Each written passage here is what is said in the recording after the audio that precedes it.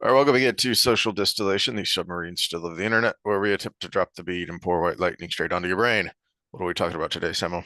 Well, this is the second week of Overthinking Wheel of Time after we have finished the series. And last week we talked souls and uh, in general, kind of what it meant for the transferring of souls that happened and how it worked in that universe and how that might be reflective of some of our beliefs in our real world.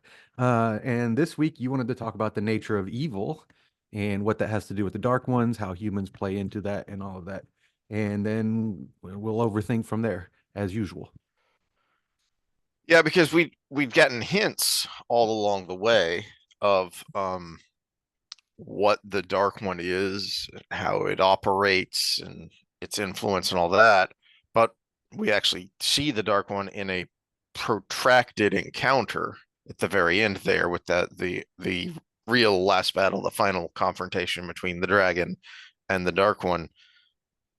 And I thought it was interesting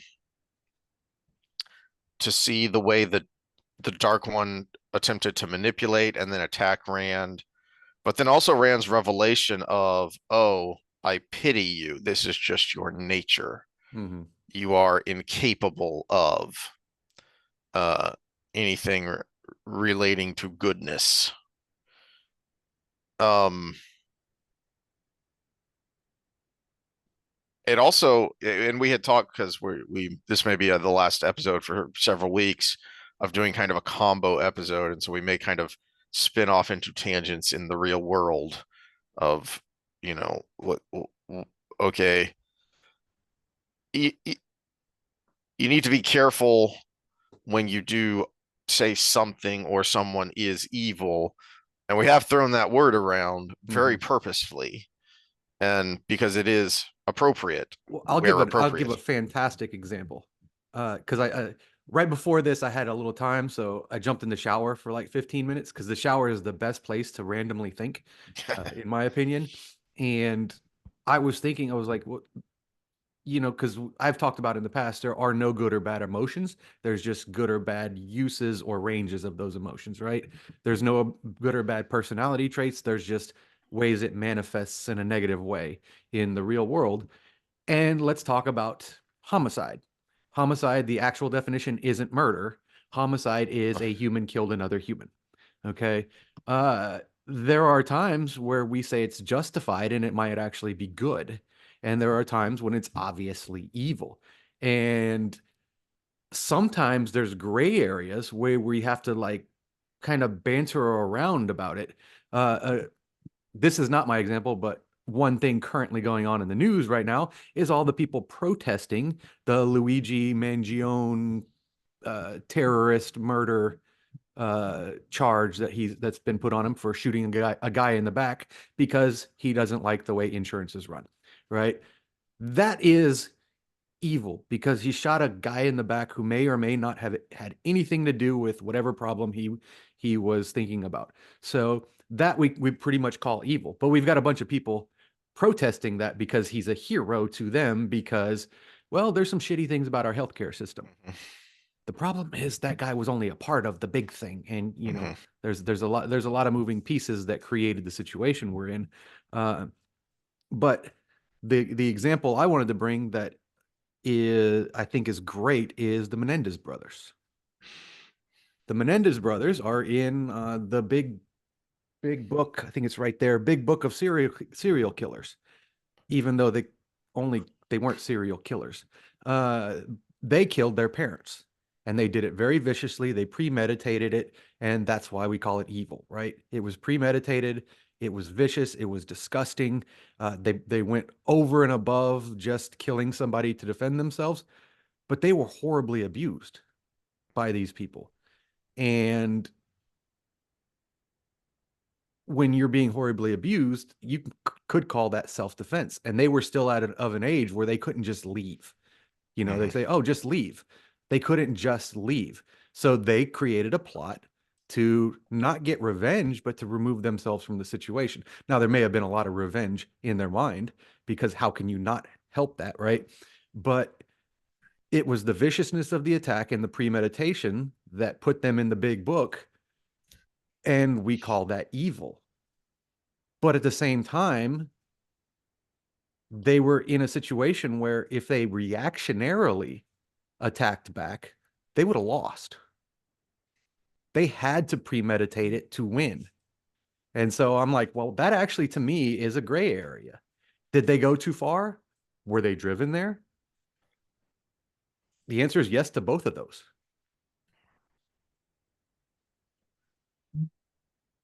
Um, I was that's not where I thought you were going. I thought you were going to go to Daniel Penny because that's just in the news Oh yeah, because well, that's recently. yeah, that's a situation. It's the exact opposite of the And Ouija that's the situation. Yeah, other yeah, the yeah. other side of the coin there of yeah, you acted, but there's a guy I follow, Angry Cops is the YouTube channel for anyone who wants a chuckle.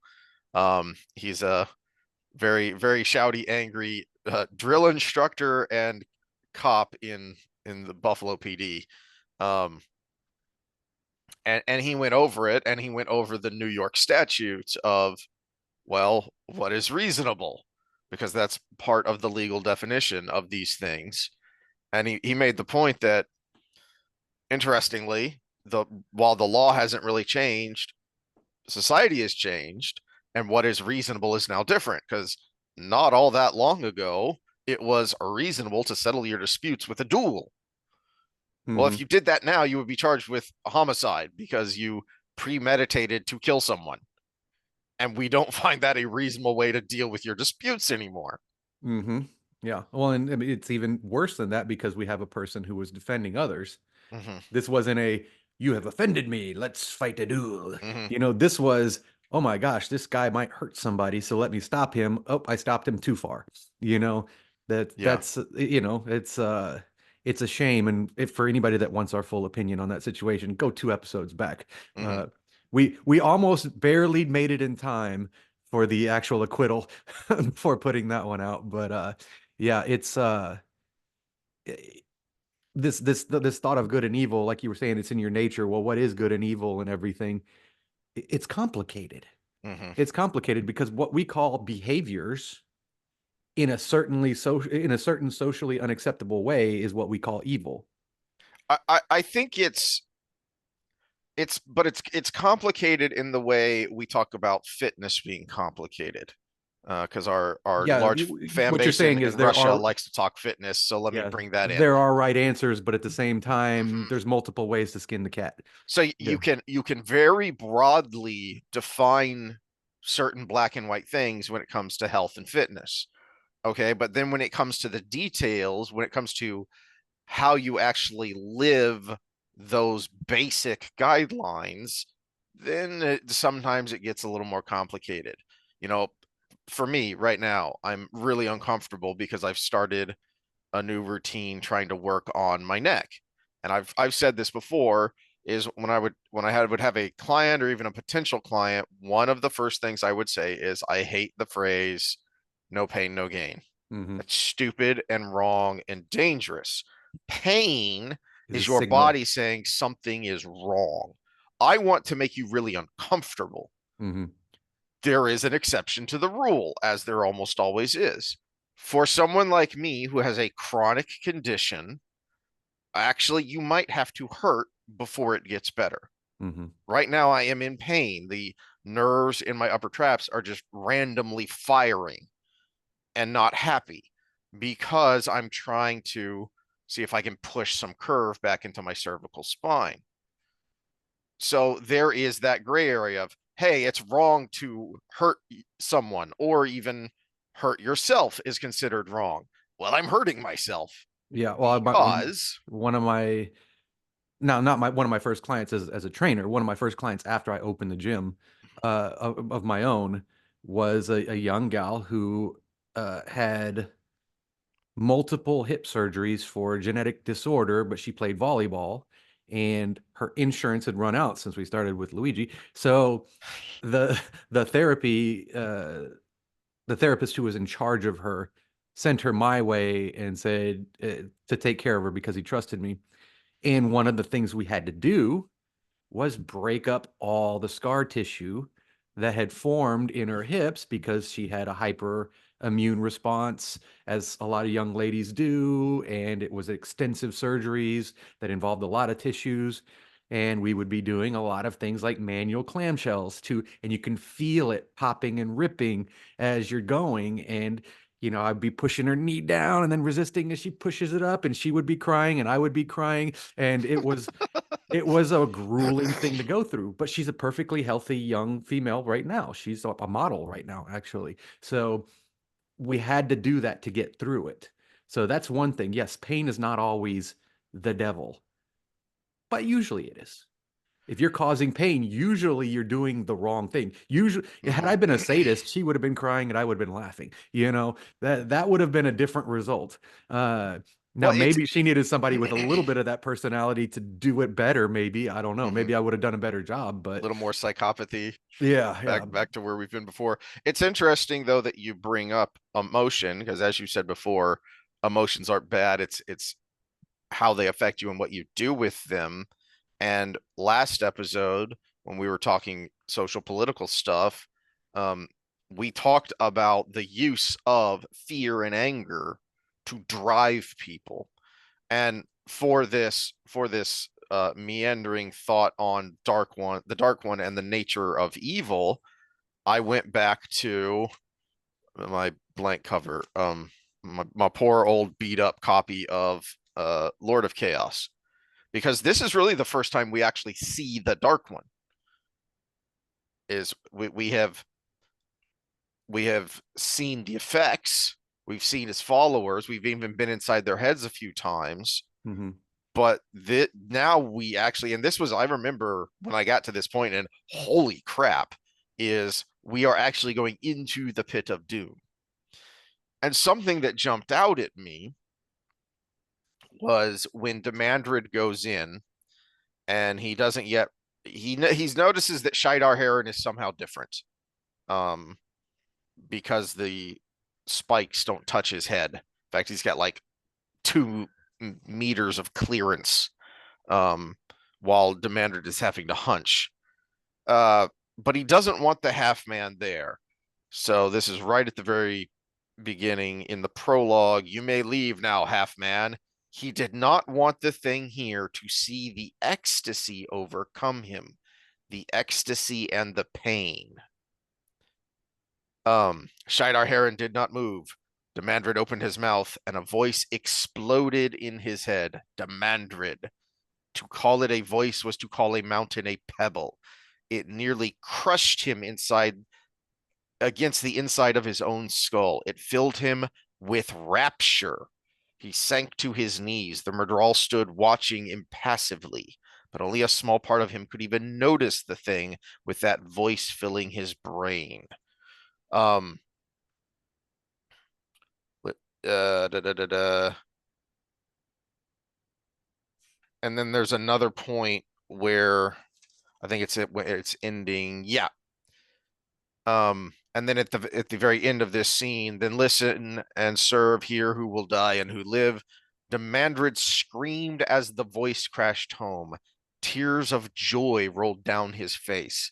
I find it very interesting, those dual extremes of pain and ecstasy, and how the Dark One is basically the world's worst and best trip.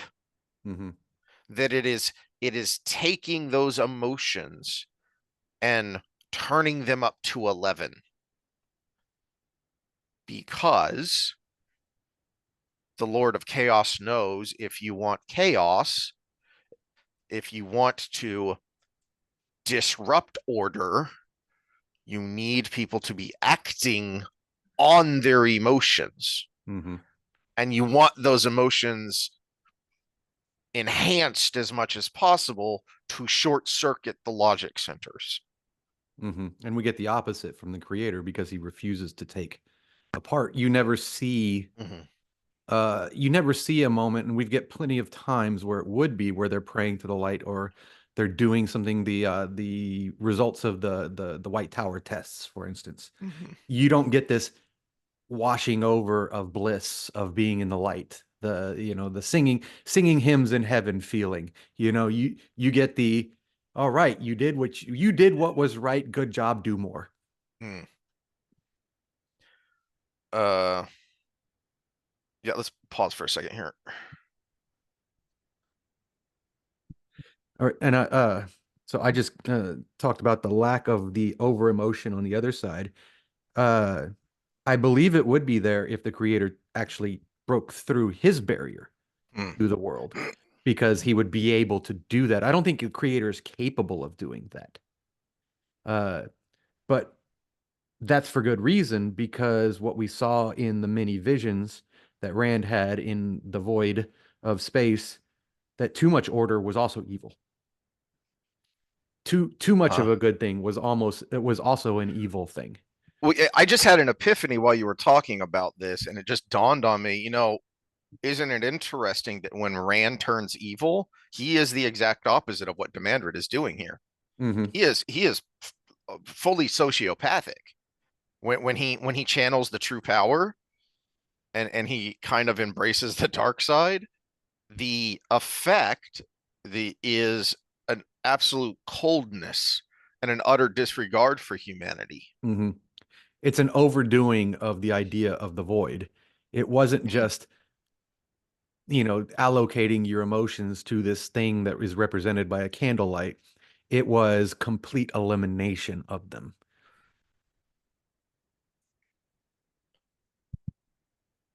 it's almost like there's a balance of these opposing forces, As we and talked about last time. yeah, um, I mean, it's why, and you see this if you go down the, I don't remember, 100 something entries there are here on the Theory Land Q&A stuff. I just clicked on the Dark One tag, and I was going through the different things he said about the Dark One, both RJ and Sanderson. Uh, as an aside, something interesting that I noticed is I had forgotten this because some people had pointed it out before in the forums, and then I just completely forgot. But the the Murdral that goes to see Jacob Carradine in, I think it's the Dragon Reborn prologue, and Hmm. tells him that you're a member of your family is going to be taken until you accomplish what you were told to do. Hmm. Um, that Murdral acts odd.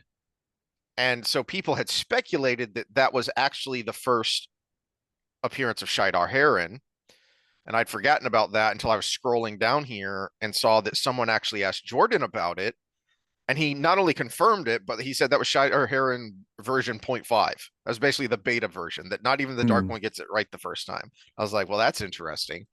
It's But funny because I always thought it was Shidar Heron simply for the fact that I had imagined Carradine as somebody that's actually strong enough that he would have been able to go face to face mm, with him or draw, because he kind of becomes a whipping boy by the end, but at the same time, if you really read carefully, he is one of the most competent people in mhm, that section. He's just in a sucky situation because of his own bad decisions. yeah. Well, anyway, what I wanted to get to, because I find this train of thought interesting, which is that the Lord of Chaos, but then one of the other names for the Dark One is straight out of the Gospel, which is the father of lies. And this creates an interesting paradox, or perhaps not even a paradox, perhaps a straight up contradiction that Rand points out at the end that, oh, you're lying to everyone about everything, even your own followers, even the Forsaken. There is no, you know, paradise, which for the Forsaken, we would call this a dystopia, but for them, it's paradise because they're on the top of the dystopia. No, there's nothing. If you get your way, there's nothing. It is utter entropy, pure nihilism. You're you're lying about everything to everyone. And so this came up in a Tor question of the week from 2005. Um, Question: The Dark One has promised his followers immortality and power above all others on the day of return. In previous interviews, you have said that this is within his power, the Dark One. My question is, will he? I mean, he doesn't seem very loyal or trustworthy to me. If, light forbid, he breaks free, will he remember the little people, or just destroy all the puny humans when he remakes the world in his own image? RJ, that's the big question for the Forsaken, isn't it? Can they trust the Dark One? You're right. He isn't very trustworthy or loyal. Greed leads people to believe strange things, to excuse the most abhorrent behavior on their parts. Just check out the nightly news for confirmation. And at the root, that is what motivates the Forsaken and, in truth, most Dark Friends: greed for power, greed for immortality. That makes them believe because they want to believe. So, will he grant these things? Maybe. After all, he gains more willing followers, more eager followers, if he is seen to give rewards.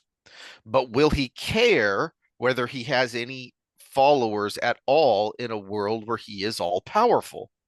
Flip a coin and check which way the wind is blowing. Maybe you can find the answer there.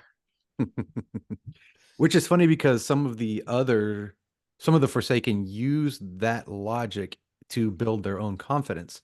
Was it Moghedian at the end where she's like, yeah, I failed, I failed, I failed. But guess what? It's all about the latest thing for the Dark One. You can't trust him anyways. So you might as well just, keep performing and maneuvering yourself.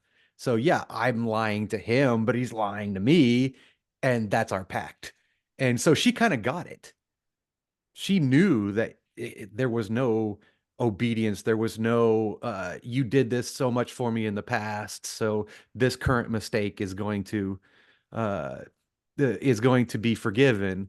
But she also knew all these mistakes in the past are not going to be forgiven, but are going to be forgotten with the new thing where you're useful. And so she just knows that you just keep making yourself useful. And she understood that. And that was where she got her confidence from.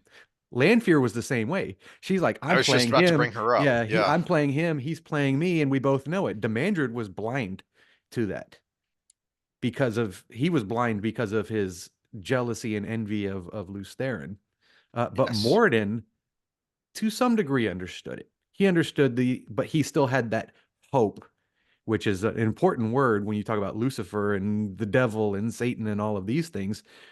Baldur's Gate 3, spoiler alert, they actually did a very good twist on their devil deal character, the character or plot line you can go through, because you get to his home and he had captured hope, because he can't do the things he does unless you have hope. And so it was a kind of good twist Mm. on everything. And so yeah, so that's what got Morden. That was his weak spot. Yeah, he understood the nature of the Dark One, that he can't be trusted, but he also was hoping that he was going to just destroy everything. So he had that faith that we talked about last time that blinded him. I was just going to say when you're talking about Moghedian that this idea and then this quote from Jordan puts Lanfear's actions at the very end in a very different light, because it's not just because on the surface what you're seeing is her, as he puts it here, her Mhm. greed for power, her greed for control. But she's also perhaps only second to Moradin in seemingly her understanding of the nature of the Dark One. Of, you don't make a deal with the devil because the devil will always win. The house always wins. You can actually look up. There are, per the Nevada Gaming Commission, there are variances for every a game of chance. That it cannot be this. It has to be like a minimum percent chance to win of this. Well, those numbers are all very low. Mhm. The house always wins. So if you are going to make a deal with the devil, then you better make damn sure that you're the best fiddle player in Georgia. Or as land, what is Lanfear going to do? literally hold a nuke to the Dark One and say, I'm the captain now. Because she understands that's the only way to be sure you're going to get what you want. Mm-hmm. Because as I love that is a kind of hilarious and new way to for Jordan to say read and find out, flip a coin and check which way the wind is blowing, and maybe you can find an answer. But what's interesting to me philosophically is this idea of lying and chaos being one and the same. Mm-hmm. Well, there's two ways to be authoritarian. One is to just put the hammer down and have all the power, and the other is to keep everybody from trusting each other and never rising up against you. And we see the latter be the go-to play with humans. Because if you just try to put the hammer down and have all the power, you eventually will be overpowered when numbers are great enough, if people can get together. So that's why, back to isomorphics low trust society, it's why y'all are low trust. Because y'all are not, Mm, you're just a generation removed from the type of society that would use you against each other to, I mean, we were alive when the wall came down. mm-hmm. Me and Heath, anyways. Heath and I guess, is the correct English of that. But Heath and I were alive when the wall came down. So it's, I mean, we're of that We generation. watched the Hoff singing live on the news. Yeah. And so it's that was precisely what was used to keep people down. So it's 1984, right? You don't trust anybody, nobody trusts anybody, nobody trusts each other, because in a collectivist society, you never know if someone's telling you the truth or if they're just conforming. And that makes everybody lower trust because you can't differentiate between the two. And that's how the Dark One was working with the Forsaken and basically all his followers, Mm-hmm. realistically, is you don't know if they're telling you the truth. So just do my bidding. It, what is chaos but uncertainty, and what Hmm. is the ultimate expression of uncertainty but lying? Hmm. And this is why um this is why I think uh couples counseling has such abysmal failure rates. Is one, can you even repair lack of trust? First of all, I would say, based on your rants about the state of the psychology industry, is are they even trying to do the thing which needs to be done in that situation, which is repair trust? And even if they are, how bloody hard is that to do? Hmm. That is one of the things that, especially in the middle of the series, made it so wonderfully debatable and sent your brain down rabbit holes. Is Jordan did such a great job of creating low trust situations Hmm. of, can I actually trust what that person is saying? Hmm. And I hadn't even thought about it in these terms before until you just brought it up. But think about one of the first things we learn about the main power of this world, the Aes Sedai. They cannot tell a lie, and yet no one believes them. Because they figured out how to lie. Exactly. No, this is the thing. So let's actually pin down trust, because it fits with your demand discussion there. What people don't understand about trust is that people put it on a pedestal as its own separate thing. Trust is an emotion. It's one of the five core social motives in social psych, which is one of the things that they were good for a while until woke took over. It is one of the five core social motives, and anything that is a motive is an emotion. So trust is an important part of our lives. And actually, I wrote my dissertation on how it might be that belonging is the first core social motive. And then the four underneath are all subsets of that. And I wrote that trust was probably the most powerful one because it is 100% necessary for our social interactions. It is the key to game theory. And game theory is basically a nice mathematical way to say how we interact with each other. And you can have blind trust, which is counter evolutionary, because you're going to have a rough life if you trust everybody all the time. Or you can have a complete lack of trust and you're the paranoid schizophrenic that doesn't trust anybody. So, and then somewhere in the middle, you have a healthy amount of it. And yeah, it's so I just wanted to pin down that remember, trust is an emotion in and of itself. And the dark one is playing on the lack and the paranoia to actually create cohesion between his followers because they never ever come together to say, hey, wait a minute, you are using all of us against each other and we don't like that, so we're going to stop doing your thing.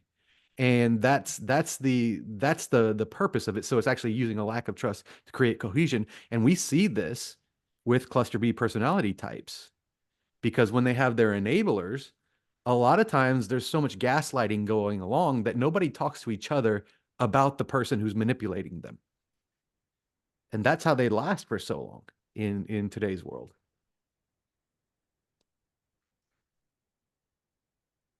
I wanted to go to Bible school.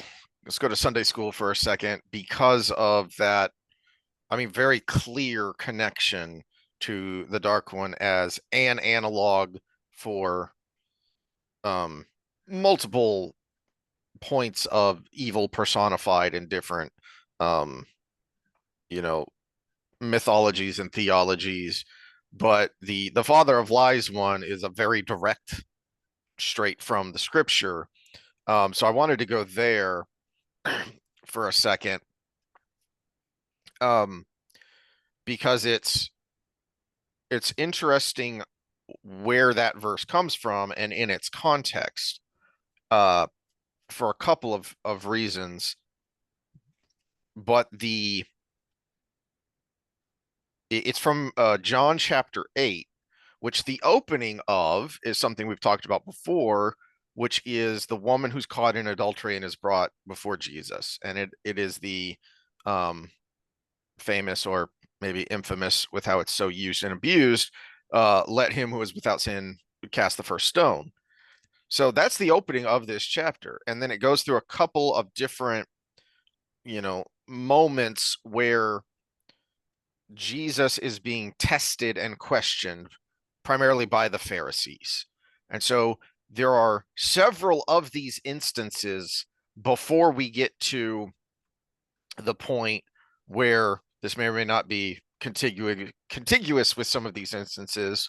And you get another rather famous verse from this same chapter, which is the truth will set you free. Mm-hmm. It is the opening to this section where Jesus is addressing these confrontations with, you don't understand me because I come from my father, but you have a different father. And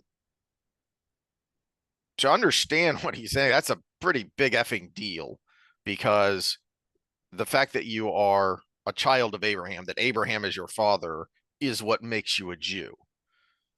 Um, and he's kind of correcting them of, no, actually, it's the fact that Abraham's father was God. That's ultimately what it is. And this is where he gets to down in verse 44. You belong to your father, the devil, and you want to carry out his desires. He was a murderer from the beginning, refusing to uphold the truth, because there is no truth in him. When he lies, he speaks his native language, because he is a liar and the father of lies. But because I speak the truth, you do not believe me. Um, But yeah, because we have this bias inside ourselves. We hear what we want to hear, or we like what mhm. when we're told what we want to hear, we like it and we want it to be true. And that's why I pulled out that particular quote from RJ in that Q&A. That's why that one jumped out at me, because I was already thinking about this verse and how it connects. And you know why did man fall? the fall of man in Genesis, which we spent some time talking about way back, happens based on a lie. And I wasn't thinking about this at the time, but I just pointed out it happened because the serpent is an Aes Sedai. The serpent doesn't really not tell the truth, but he's still lying when he convinces um, Eve to eat of the fruit. Mm-hmm. And then she gives it to Adam, who eats it because boobies. Yeah. Well, from an evolutionary standpoint, let's look at that because it is a failing of man to be very susceptible to lie and to be very prone to lying because if your species is susceptible to lying, then you're actually going to get a long ways by lying. So you've got a dual evolution going on there. And this is why I took such an interest in the subject of trust was it's the only core social motive that doesn't have our typical negativity bias. It has a positivity bias. We are actually more apt to trust than we are not to. And that's actually adaptive for a social species because you're dependent on other people. And if you didn't trust anybody, if you had a negativity bias for trust, yeah, you would avoid the few bad actors, but you would also ostracize yourself from everyone else in the community and you wouldn't live very long. And so I personally think this is a mythological explanation for something that is necessary, but also a failing of man, of humans. I don't know about other primates because I can't, ask them, but we don't know. But at the same time, yeah, it is a failing of humans that we have to be aware of, but we also can't go down the other way or you're going to be the person with nobody, which is not a good place to be. Speaking of the failing of man, it also, you know, uh, it almost seems like a plot hole, like a failing on Jordan's part, except no, he understood human nature of, well, wait a minute. How many times have we referenced or used the meme of the pie chart of conflict in the Wheel of Time? And it is almost all lack of communication. Mm-hmm. Well, why? Because it is actually a pretty low trust society, even in places where you would think, well, you see it, you see how easy it is to become a low trust society. I hadn't really thought about it before, but the Two Rivers. Mm-hmm. The Two Rivers is the most idyllic place in the world because it is so insulated from the conflicts of the rest of the world. And it is when we first meet the Two Rivers, we would call that a high trust society. Mm-hmm. It is small town America, the way it used to be, where everybody knows everybody. And by golly, you better be on your best behavior because if you're not, then I'm going to give you a whooping. And I have your parents' full blessing to do so. And then when I tell them why I gave you a whooping, they're going to give you a whooping, Mm-hmm. right? All right. But then what happens when you introduce these elements of fear and uncertainty? It very quickly spirals Mm-hmm. into a low trust, as that great scene at the very beginning in front of the inn when you know sin has kind of whipped up this crowd, or you debate who whipped up the crowd. So you've got a mob that's been whipped up. How do you whip up a mob? We've talked about mob psychology. You focus on the ecstasy and the pain, the fear and the joy that Demandred was experiencing. And then what does that lead to? Chaos. Mm-hmm. You're standing in front of the inn of the person you trust enough to have elected mayor, and you're threatening him and his people. That doesn't make any sense, Mm-hmm. but it makes sense if you're not thinking. Yeah. Well, And and so you well, you yeah. see how this, and that kind of, you can extrapolate that out to everything, to the whole of the world of, there are dark friends. We know this for a fact. And that makes us not sure who to trust fully. Well, and I'm gonna give Jordan a lot of credit here, and you see this also in things like Game of Thrones and other good uh broad-based fiction. I'm not even gonna say fantasy, all fiction.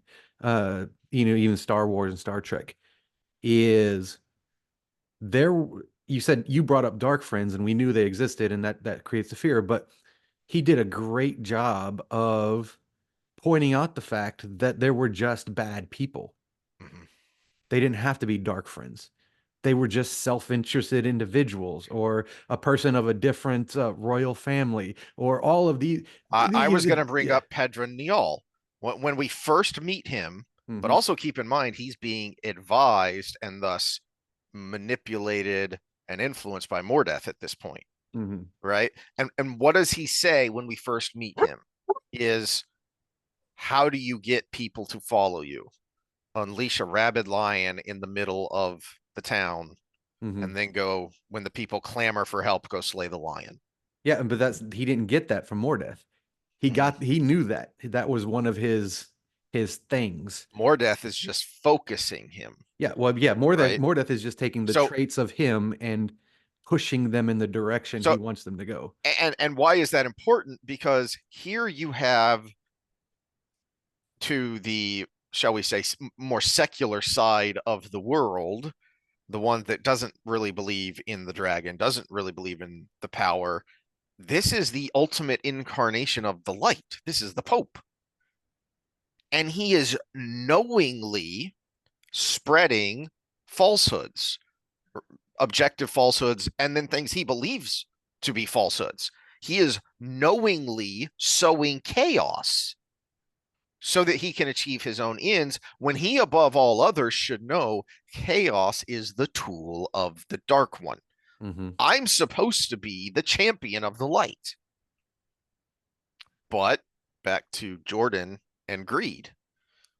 Yeah, Greed for yeah, what he wants. but he could justify it in his head because if he Exactly. sowed the chaos, then the dark friends would come out. And then he could pick out who was the dark friends and Mm-hmm. take care of them. But also, I'll bring another character in, one you're supposed to be on the side of, one that's supposed to be a good guy. But we see a moment from Matt's point of view in the last book, good girl, I should say, if you're allowed to gender these people, Tuan, for Tuona at this point, right? She's sitting there passing judgment on people without knowing anything about them, saying, "Oh, kill that one. Oh, let that one live. Oh, kill that one." And Matt's like, "What in the?" Some people would call that an evil tyrant. Yup. I would call that an evil tyrant. I'm pretty sure Matt was thinking in his head, "This is an evil tyrant." Only luckily he was in a position to say, "This is an evil tyrant that I could do something about the evil right now." And yeah, so yeah, we're on the side of Tuan. We're on the side of Fortuana because she's one of the good guys. No, she's not. But for reasons, not because she's a dark friend, but because she grew up in a society where that was the job that she was given. That was her duty to do that. Again, gray areas of evil. That might be the title. Well, um, speaking of gray areas, this leads us into a current day tangent because we Okay, were well, wanting to let talk me about this and we might not let, have let me finish time. out my last thought on Dark One and the nature of evil then, because I don't if we're not going to end up coming back to it. Because you actually asked, you specifically said in the last one, we want to do the Dark One and nature of evil, and I Mm-hmm. wrote it down, and what it means for humans to do evil. Mm-hmm.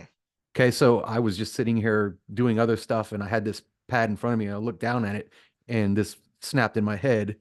And if I can read my own writing here, the capability existed because of the Dark One's essence. But while he's out of the pattern, it's acted through, or while he's not in the pattern, it's acted through humans and raccoons. But the, for anybody that doesn't know about raccoons, I'll explain it after this. But no, it is his essence that is in the world without him being in the world. And what he was trying to do was Mhm, actually mhm. be in the world. And we get the opposite of that. It was we get the creator's essence that's in the world that allows people to have a counterbalance with that. So yeah, good and evil is situational, all these gray areas we just talked about, everything, but the essence of it is there. And we as social beings can kind of parse out, okay, this is probably evil. And then we complicate it by having a cultural component, as I just brought up with Tuan, right? Mhm. The Queen of Andor would not get away with doing that, right? She can sentence people to death, but there has to be a trial and there has to be an evil act done by that person that seems unreconcilable, And all of these things. culturally, the people of Andor would have no compunction against protesting against a queen that they thought was acting wrongly, was behaving in an evil manner. No Sanshin would ever think to protest against the Empress, may she live forever, for doing something that was pretty objectively evil. Mm-hmm. Yeah. So yeah, it's the nature of evil in this universe, sticking to the wheel of time, Mhm. was that it's like a vibration coming out of the ether. It is separate from the pattern, but it is present around the weave of the pattern. Well, And that's a good point because something else that I saw when I was going through those Q&A things is that a few times Jordan was asked this about, well, so is the Dark One the source of evil? So in the Age of Legends, was there no evil? And Jordan basically said, no, people are people. The Dark One just enhances. The Dark One gave the possibility of reward mhm, for things that you knew were evil versus, as you've talked about, the societal pressure or then punishment for doing evil. Well, mhm. now there's another player that will reward you for doing evil, as well as, again, turning those emotions up to 11 so that you act on them without thinking about it. Well, look at it this way. This might be a good analogy. If I walk outside in at noon on a summer day for you know an hour, I'm going to have a sunburn, right? But if I, at that same exact point in time, leave our atmosphere, I'm going to be burnt to a crisp by the sun, right? So think of that the sealing of the bore, the separation from actual Earth as kind of like our atmosphere for the things that are coming in. And there is a good and bad from getting too much sun or getting some sun at all, but we don't want to be like in it. And the same can be said about any other force. And so he is a force. He is, I talked about light or energy, matter, and what was the third one? Whatever. So, but yeah, so it is an energy to the matter of the earth that can come through, and humans are kind of like a conduit of it, and raccoons are like a conduit of it, and how it plays out is kind of dependent on the human in the environment they're in. Whereas he was trying to come through to force the behavior on everybody and everything all at once. You're a tree just trying to live your life. Well, now you're a tree throwing out pus. Okay, that's if you're a human that's wants to be a good person, well, you're going to do this thing I want you to do because that's the world I'm creating. So that was the difference in this world. Now, for those that don't know about raccoons, and I think this is a trait of highly intelligent animals in general because we have the capacity to eat for evil, as we talked about. Raccoons, most animals will kill something to eat it. Raccoons kill things for fun. They will, if anybody's ever owned chickens, you know what I'm talking about. They will reach through the fence and pull chickens apart piece by piece to get them all to their side, and they don't even necessarily be wanting to eat it at the time. They just want to pull it apart and make it scream. So that's raccoons for you. So anybody that says, "Oh, they're cute trash pandas," yeah, own some chickens for a while. You'll see what I'm talking about. My son just lost his chickens again for the second time. First time was to some jerk neighbor's dog. They let the dog run around Well, and the dog dogs are got the in there. same way. Everybody's like, "Oh, dogs are so sweet." A wild pack of dogs, You can tell if coyotes attacked your herd, or if dogs attacked your herd, by if they killed them and ate them, or if they just killed them. Hmm. Wild dogs will just kill them. The coyotes will kill what they need to eat and drag it off. Yep. Yeah, and this time it was mostly sure it was a raccoon that got in and killed the whole coop, but just ran off with one of them. Hmm. Yeah. All right. Speaking of killing and death, Yeah. Okay. who So wants one to of talk those about bears. euthanasia? Okay. So what got us on this, and I didn't bring up the tweet because it was so far ago because we were going to do this a couple weeks ago, but it was about the passing of the law to legalize euthanasia in the UK. Hmm. And what was the quote on the tweet? Was it this changes everything or something? And I texted you about it that I said, "Wow, I have mixed feelings about this." Yeah. And you said ditto. So I'm going to let you start. So Well, for those that don't know the word euthanasia, I know we got some foreign audience and it's not a word used very often. It is uh, assisted suicide. mhm, We can use that term. yeah. Um, why I think this connects here is this is, when I was talking about the gray area, here we are, is you can sit back and talk broadly and make it very black and white clear that, you know, death bad, life good. All right.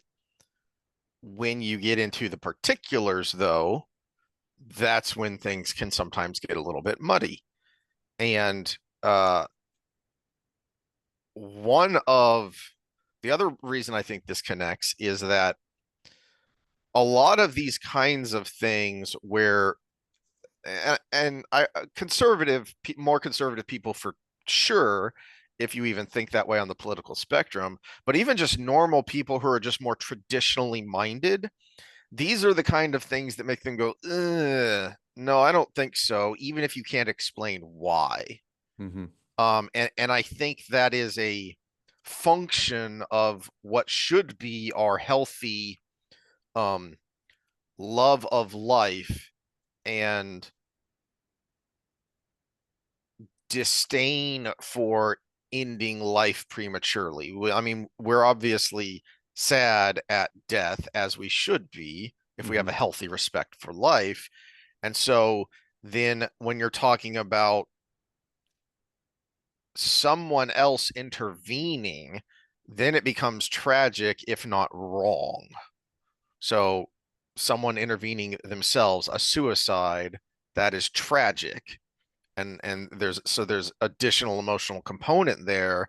But then if somebody else does it and you're talking, you know, some degree of murder, well, then that's evil. Okay, but what if there's a mutual understanding? Is that still evil? Or is it just wrong? Hmm. Or, and the big red flag to me, though, when you talk about these things, both philosophically and when it comes to political policy, is how often the pro side of these cultural arguments are lying. Mm. And they are doing so in a good Aes Sedai way of technically each individual thing they said is technically true, but you bundle it all together and you have a big lie.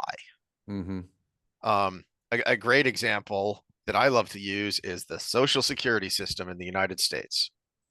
People think it is an individual account. It was sold that way when they were passing the That bill. that would take the social out of Social Security Mm-hmm. if it was an individual account. Mm-hmm.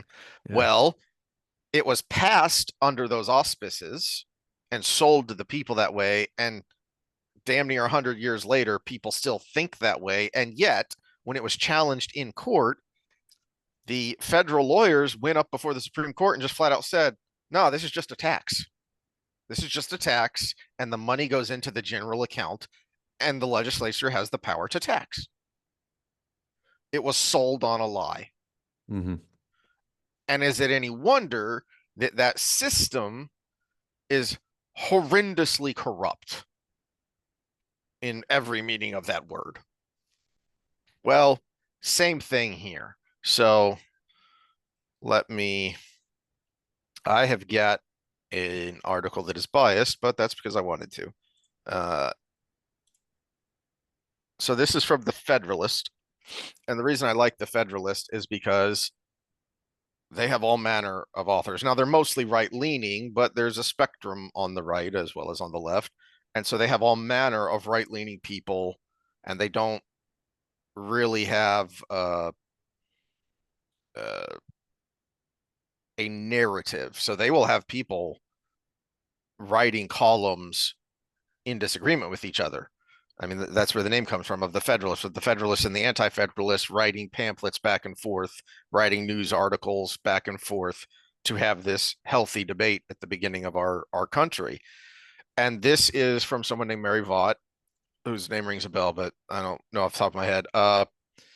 And this is from December 9th. She was the one questioning the was it Pfizer or Moderna about the did you test for transmission in your so I don't know if that's where you remember her. I remember her Okay. face. I don't remember her name, but The UK takes another step towards state-sponsored euthanasia, and I mm, can't remember if it's been passed since then. But when she wrote this, what was actually passed would be like the equivalent of a bill coming out of a committee in Congress, and now it has to go to the floor to actually be voted on. So I'm not sure if they fully passed the law yet, mm, but they were on their way too. Um, and the other reason I like the Federalist is because the authors heavily link things. So if they make a statement, there's a link to it. You can go check yourself to see if you think that is accurate or not. And uh, she compares it obviously to Canada. Canada has vastly expanded its assisted suicide regime, loosening criteria to allow for same day mhm. suicide and expanding the number of conditions that qualify. As a result, the number of assisted suicides in Canada rose by at least 13-fold from 2016 to 2022, and now numbers over 13,000 per year. Beyond a move toward assisted suicide, Canada shares something else in common with Great Britain, a single payer system of socialized medicine. Canadians have documented cases in which the healthcare bureaucracy has encouraged individuals to commit assisted suicide, presumably because such resolutions are far cheaper for the government run health system than treating patients' underlying conditions. And again, back to the lying is when these bills are passed, it is said, oh, this will never happen, and yet here we are. I didn't even realize until I read her article about the same day thing, because it's supposed to be, well, there's this whole system you're supposed to go through. Yeah, well, apparently not. And so one of the links here is from, Well, I can solve their problem right away. You just remove certain things from healthcare coverage and people mm-hmm, will do the job themselves. mm-hmm. I say that saves everybody money. Well, so one of Please the don't clip links, me, everybody. one of the links she had here was a report from a Canadian paper that Canadian doctors are being encouraged to bring up medically assisted death before their patients do. The slippery slope has been slipped, my friends. Hmm. Well, that's where I was going to go with this argument is when we talk about these gray areas. We discussed this a long time ago on the slippery, I think we actually titled the episode Slippery Slopes. Is one of the solutions to that is to say, okay, so we're at the top of the slope and you want this thing, and there are reasons, but here's where it goes too far. So before Mm-hmm. we do the thing, we also need to codify that we won't go past this point where it goes too far.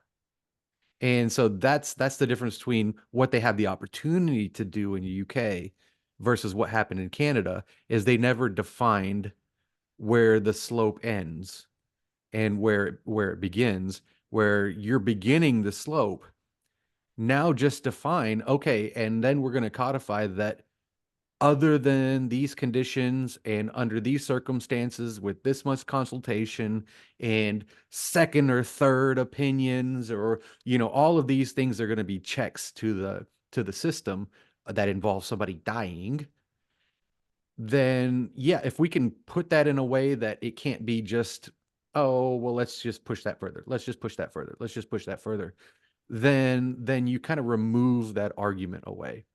Because on the other end of it, there are conditions that are so miserable that it might be a mercy. And you can leave it up to the individual to make that choice for themselves with the proper consultation. Again, you can't be like, oh, like in Canada where they have commercials. I'm not shitting you here. I should try to find it on YouTube real quick. They have commercials that are like, not feeling yourself, feeling a little down. Have you tried euthanasia? That's basically how it is. I mean, it's like, come on, man. And so down in her conclusion, Vaught points out this, this very personal to her. Quote, as a disability advocate and former member of the National Council on Disability, I worry that this spreading culture of death could ultimately affect my daughter, who has cystic fibrosis. Hmm. And Yeah, so there is, that's pretty miserable, but it's at least, but it's also manageable in certain situations. But there are going to be days, you talk about the 1 day thing. There are going to be days where you don't see the days that are manageable because it's so bad. yeah, Yeah. no, yeah, I lived through that. There are times where I think, oh yeah, I'm good. And because things are good, I don't remember the bad. And then I have kind of a relapse. The pain flares up, and there will be times where I literally cannot lay down because the pressure of my pillow makes my head explode in pain. Because just the pressure of the pillow on my neck puts me in that much pain. And this is why I began our debates, however many we've done on abortion, with give me an argument that doesn't sound like the eugenics of the early 1900s. Because to me, that is the big red flag in a lot of pro choice, pro abortion arguments. And that's how I feel about euthanasia is you've got to give me an argument that doesn't point towards this, which is, yeah, I don't feel myself today. I think I'll just end it. Yeah, Hmm. I'm having a rough day, cystic fibrosis, something like that of it sucks. It EMS, really a sucks. lot of things. Yeah. Okay, so Hell, even something as difficult to pinpoint as fibromyalgia, you know, yeah, you combine that with major depression, something like fibromyalgia with major depression, you're going to have a lot of middle-aged women getting and a there getting a there little there were happy juice stories put about in. that Yeah. out of Canada when it was being reported how the numbers were exploding, and then that story went viral of a disabled veteran who was trying to get their equivalent of the VA to build her a ramp for her house so she could get in and out of her house easier. And like here, the VA sucks. And instead of helping her build a ramp so she could get in and out of her house easier, they said, well, have you considered euthanasia? What? No. It sucks that I'm disabled, but I'm not offing myself, you a hole. I just want to be Hmm. able to get in and out of my house easier. And the other problem here with safeguards is that we are not citizens and we don't want to be. What do I mean by that? Well, legislative safeguards matter if you are governed by a legislature of your elected representatives. We are not. And this is especially interesting in the UK because the whole point of Brexit that gets lost when people start shouting about it is Daniel Hannan, who was a member of the European Parliament for the UK and is now a member of the UK Parliament now that they're not in the EU anymore. He kept making these jokes on on Twitter that were great because he's got that understated highbrow British humor of why do we need, you know, Belgians coming here measuring our cucumbers? And you can just imagine how the jokes go from there. But that was the level of bureaucracy that they were having to deal with. Is there were EU regulations that a cucumber had to be a certain length. Giggle, because we're 12-year-olds. Well, that's everything now.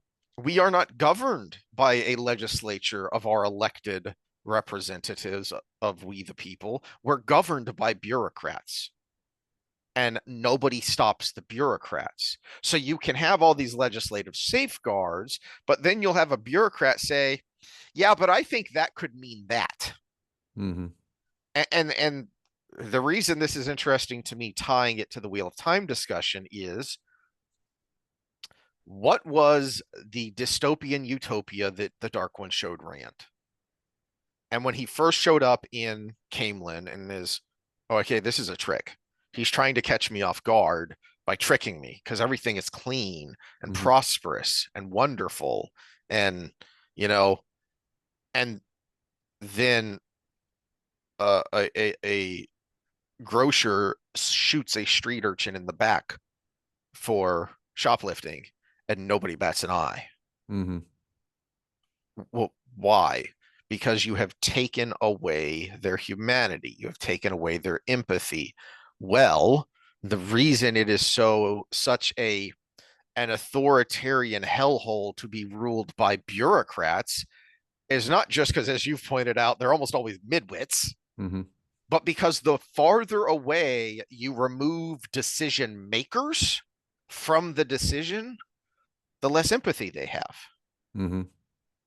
Which Uh, is uh, why I uh, think if this is going to be a thing, it has to be whittled down to the individual because we'll stay in Wheel of Time when Ingtar decides to sacrifice himself so everybody can go away in a system where you completely ban the ability to end your life for reasons, then it would have been nope, you have to come this way, Ingtar, we're going this way.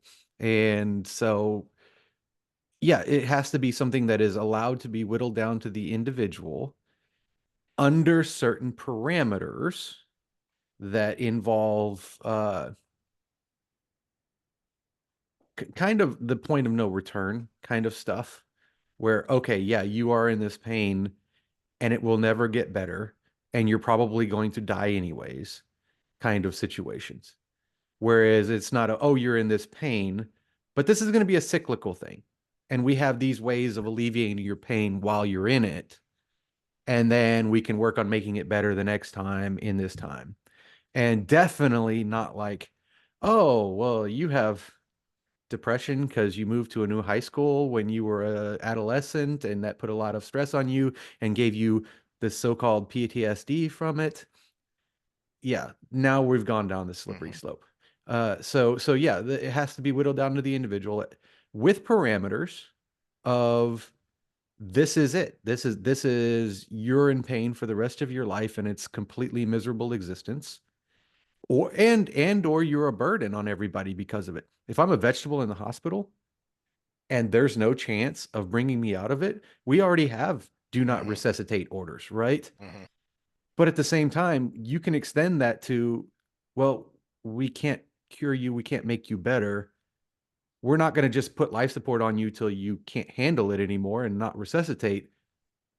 You know, you have this thing in your will that says, if I'm in this condition, go ahead and do it. And that's those are reasonable situations, and we have to really get together and decide what's the reasonable. This is where actually bureaucracy helps a little bit because you can use first principles to find the exact situations where it's the best without somebody's feelings being into it. But then it has to stay there. Then it has to not shift from that point. And that should not be uh, admin, administrative people. That should be the actual doctors who deal with these conditions on a big giant panel one day out of their life, all get together and say, okay, here are the 20 conditions I think. And everybody throws in their 20 conditions that say, you know what? This is something we can't cure. This is something that is extreme suffering on the individual. And this is something that's a burden to themselves and their family. Uh, Not the state, themselves and their family. Okay, put your 20 in. Okay, which one's all matched? Okay, here we go. That's our starting point, and let's go from there. And the only adjustment to that can be positive, which is, oh, we found a cure for said condition. It is removed from the list. Not, oh, well, let's go ahead and add this one in because these people feel bad. So this has to be something that has to be really solid from the beginning, a very major decision based on a lot of deliberation from the best people of the best without any administrative, bureaucratic government interference. These people are locked in a room, and whatever decision they make is the best decision. And we can even keep them anonymous if we want to do that so that their careers are not on the line. Boom. Now we've got a structure. Now we've got a precedent. And the only way we can deviate from this is if we make it deviate in a positive way with new technology. The problem practically with that right now is what we keep bringing up through this whole discussion, which is right now we live in a low trust society.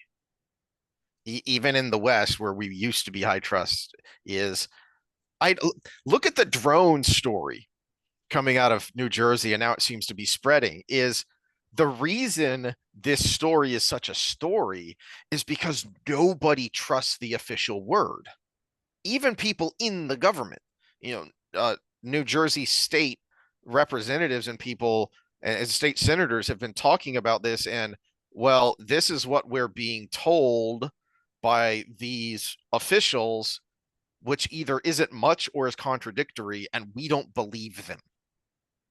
So that, it's reminiscent of, I've mentioned the story before of uber Christian conservative and uber Glenn Beck and uber uh, atheist libertarian Penn Jillette talking, and Penn saying, Glenn, we are so far removed from where we should be that if we start right now, maybe our grandchildren can have legitimate policy debates on the legalization of drugs and prostitution and that kind of thing. I'm just having a thought exercise on the nature of liberty. Mm-hmm. I feel like that about the euthanasia thing is we are not ready to have this conversation right now, people. We should not be even debating bills like this because we don't trust you. Well, the good thing about the West, not the West, the United States, is that we have at least we've started the machine going in dismantling the machine. Mm, The degree to which that happens, we will see, but mhm, it's at least going to happen somewhat. And our trust issues are not with each other.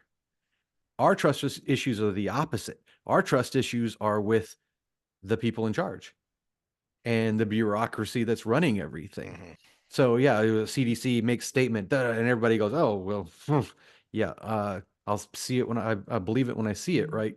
You know that kind of thing. Whereas the opposite happens in totalitarian states where trust the government but don't trust each other. And so that I think is the saving grace. And I was actually thinking about this the other day. Might be my closing statement, so we can not be running too long. mhm, But we kind of have a slight panacea here. And we when we talked about our the difference what's happening in Europe, and you said Europe's way ahead of us and all these things are going down and the totalitarian states going, you know, taking over again. And this was our humanist discussion, right? Uh, the panacea is, I think, the people themselves and the genetics of those people, because what we have in Europe, the difference is what we have in Europe is, well, we have in all societies, or you have the extremes on either end, the authoritarians that want to take power and either for moral reasons, with religious moral reasons, uh, assert their authority over the people, or on the other end, which is typically called the left, for their secular moral reasons, assert their authority over the people, right? But in the middle, you have two groups of people, some that are right leaning, probably more religious, some that are left leaning, probably a little bit more liberal, that uh, believe in some of the premises of their side, of the right or the left, but they also believe in kind of a live and let live, let me just live my life, I'm going to do this. You can have that middle section in what we'll call that the benevolent section of society versus the hostile sections of society, the ones that want to take control and assert their authority versus the benevolent middle. And you can have a benevolent middle that's communal, and you can have a benevolent middle that's individualist. And the thing about Europe and Eurasia and all of these other places where this is going on, the benevolent middle is communal. So, yes, they don't like the extremes of what the shifting of their beliefs are doing, but they're also conformist by nature. Whereas I think our panacea here in the States are we are made of the people that left. We are individualists by nature. And I think that's why we went the other direction. I think that's why Trump won. I think that's why people jumped behind Elon Musk. I think that's why Elon Musk exists in this whole thing. I think that's why Vivek exists in this whole thing. I think that's why all of these people, the Democrats won the election because they're no longer the Democrats anymore. It's because those are the middle, the left leaning middle, the slightly right leaning middle, like Vivek, that believe in the individual, and that is keeping the collective that's keeping everybody from turning their averting their eyes just to go along to get along. Whereas in our country, when things start shifting too far to one side, we actually say, you know what, we have to speak out. Our last post had someone, if you can take James Lindsay seriously, then you're stupid or whatever. He's one of those people. And you know what? If you don't take him seriously, you're stupid because he's a cultural figure that shifted the needle because he was a lefty that believes in individualism. And when the left started taking your individualism, he went the other way long enough to get the ship back on course. I want to say righted, but we had to go right to get the ship back on course. And now he's pushing back a little bit to say, okay, let's not overcorrect. And that's the society we live in. And I think it's that individualist bend that keeps us from shifting too far. Now, that being said, this is why the education system is so freaking important because 50% of your personality traits is genetic, the other 50% is nurture. And this whole sit down and shut up, respect authority from pre-K all the way through everything is part of the reason why we've shifted a little bit, I think. And so our genetics is helping us, but it's only going to go so far because we're going to shift our own genetics because those people are going to grow up and the most successful people in that society are going to breed and it's going to shift the other way. So that was a long rant, but I think that's yeah. One of the reasons I brought up Peterson when I preface this conversation is I don't remember exactly how he phrases it because you've mentioned it before about not lying Mhm. about that is Don't lie, or no, it says always tell the truth, or at least don't lie. yes, always tell the truth Yeah, or at yeah. least don't lie. Because that matters because if you have a friend who's not too bright, might not want to say you're not too bright. Maybe you phrase it as, hey, you have these blind spots here and there that maybe you could work on, is I'm not lying, even though I'm not telling what I think is the full truth. And I think that I had another bit of a bit of an epiphany while you were talking, which is that how did Rand convince himself that he should get darker. That is, in his estimation, he had to harden himself. Well, he was telling himself facts, but he was actually lying to himself because things suck. Yeah, they do. But you took that to mean everything sucks. That was on the road to joining your buddy Alon the philosopher. That is how you do that. Is you start with the fact that this sucks, but then you extrapolate it to be everything sucks.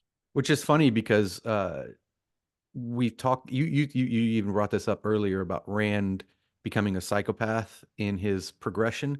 Mm-hmm. He actually suffered from suicidal empathy. Mm, Because why did he turn dark like that? Because he took credit for everybody's decisions around him. He felt guilt for things he was not responsible for. mm-hmm. And he was trying to eliminate that feeling. And that's the thing about the empathy without compassion. So compassion is the positive form of empathy. That's why I hate when people say toxic compassion. It should be toxic empathy. Mm-hmm. Empathy is the emotion that gets you towards the action, and compassion is the action. Uh, but so when you have an emotion that makes you feel uncomfortable, you do things to remove that emotion from you. And what he did to remove the emotion from him was to just go this complete dark, I feel nothing path, which he couldn't sustain, which is why he went crazy. Mm-hmm. But it was actually the toxic empathy that drove him there because all these names on his list, these were big girls that made their own decisions.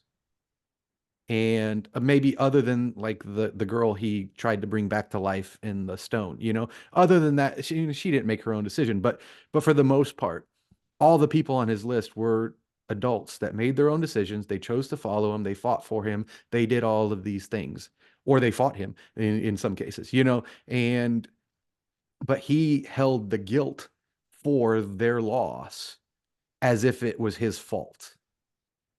And that's toxic empathy at its best, And right his there. self-actualization was finally seeing the balance, finally Mhm. seeing, oh yeah, this sucks, but there's also love and laughter in life, and pursuing what is good, true, and beautiful makes it worthwhile in spite of the suck. And then add to that his revelation in his utopia, not the Dark One's utopia, but his utopia, where he realized I took all of that from these people, Mm-hmm. and that's just as bad. And I will finish on one of my favorite quotes that I was thinking of last time. I think it was because you were talking about the magic number is zero, zero dissenting voices. Well, if only we had had some great thinker and philosopher of years past who talked about this. Oh, wait, yes. One of the great literary figures to come out of Russia, Alexander Solzhenitsyn, Mm-hmm. in the Gulag Archipelago, rather famously, Right there. yeah, rather famously said, one man who stopped lying could bring down a tyranny. And to me, the operative word there is could, Mm-hmm. because as you were saying about standing up to these sociopathic bureaucrats and whatnot, and how we have seemingly started that movement of dismantling this on in the US at least, is could. Mm-hmm. Yes, one man who stopped lying, one man telling the truth could bring down a tyranny, but he ain't going to do it alone. That one guy is going to need some people standing behind him saying, I am Spartacus. Mm-hmm. Yeah, that's actually a great example, Spartacus. The I am Spartacus thing. Yeah, uh, I did this in that social psych class. I've talked about this a little bit before, but I refused to lie in that class just to get a better grade. And I was Now, you might polite. bite your tongue at times and not say things you want to say, but you won't say things you don't believe. I didn't even really bite my tongue. Or I just picked my shots. There's a difference. There's a difference between better picking way to your phrase it. shots. Yeah. Yeah, yeah. And so it was, and every time I picked a shot, the whole room would be like, for Okay. those that are just listening, nodding up and down. And yeah, it makes a difference. There's a whole room full of people that may or may not be affected, but some of them were. And that's good. That's a good thing. That's a positive step forward. And I understand my place. I am just one man, right? As they did in the civil rights movement. I am a man. Mhm. And a whole bunch of those people holding that one sign that says I am a man changed the entire course of our country and probably the world because a lot of things that happen are downstream of America when it comes to Europe and stuff. We flipped the script. It used to be the other way around. But yeah, so it's just know your part, do your thing, and if you get famous in the process, okay, cool. Cool story, bro. If you don't, I'm not dead. So, All right. Well, we will leave it there, and I don't know that we're going to have time to get another episode in before I head off to visit family, and you likewise. So, I'm this. I'm not doing shit this holiday season. Oh, okay. Yeah. Well, So my we'll family's actually leaving, so I'm gonna be just sitting around the house with the dogs. You know. we'll see. We'll see if we can work in a few more episodes before next year. Hopefully we will. Otherwise, Merry Christmas, Happy Holidays, and y'all out there have a safe and a good New Year, especially our Russian fans who are under 12 feet of snow right now. So Oh, well, I I'm mean, I've what part I've of got my Russia? It's so Christmas big. I've got my Christmas mug to spread the Christmas cheer, and I'm walking around in shorts and a t-shirt here in Texas. But y'all have fun with winter. Well, we're supposed to freeze sometime soon. But at the same time, it's 80 degrees and I mean the fog is so thick in the mornings right now. You would think Nope. Shai Sam is walking through. Oh God, why do you have to change the name yet again? So silly. All right. Well, we will see y'all next time for whatever the heck is going on. All right, later.